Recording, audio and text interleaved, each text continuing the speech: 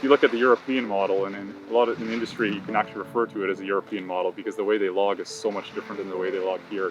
And when I talk about European, like Scandinavian countries, Norway, northern Europe, with like fir trees that are very similar to topography that's very similar to the west coast here, and they log completely differently. Selective logging way more. The equipment they use is way less impactful. For example, here all the equipment is tracked. It's got steel tracks like a tank or an excavator would, and that tears up the undergrowth. It tears up saplings, anything they drive over, just destroys the soil.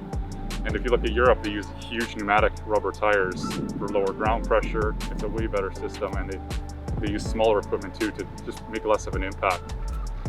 It's definitely something that's big in the academic world right now. Unfortunately, in British Columbia anyway, it hasn't really taken off from an industry standpoint, and it's unfortunate because timber is first of all, it's a natural carbon sink. I believe that being the material of the future. Key to climate change, the battle for climate change is going to be using these carbon sinks and essentially constructing out of them to trap that carbon. Timber high-rises in general, a lot of benefits, health benefits, and resistance to earthquake. They're quite flexible. The biggest timber high-rise in British Columbia is the UBC building, and they haven't proven the theoretical side's done. It's just kind of a lack of uptake from the industry.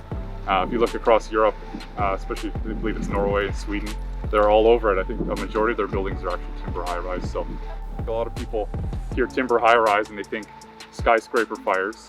Its flame spread rate and just the fire resistance of these buildings is actually quite good and better than a lot of other constructions in some cases.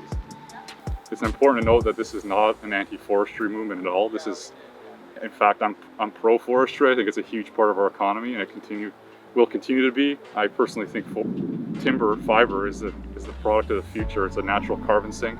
And I think as we get more into timber high-rises and that type of construction, it's going to be important to have this industry alive and well.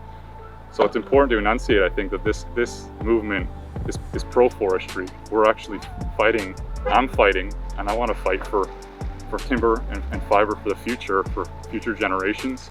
At the rate we're going at, we're going to destroy the last bit of old growth. We're taking fiber out as quick as possible. It's just not sustainable. So a big part of this isn't just Fairy Creek, it's a focus on sustainability for the industry and jobs for the future.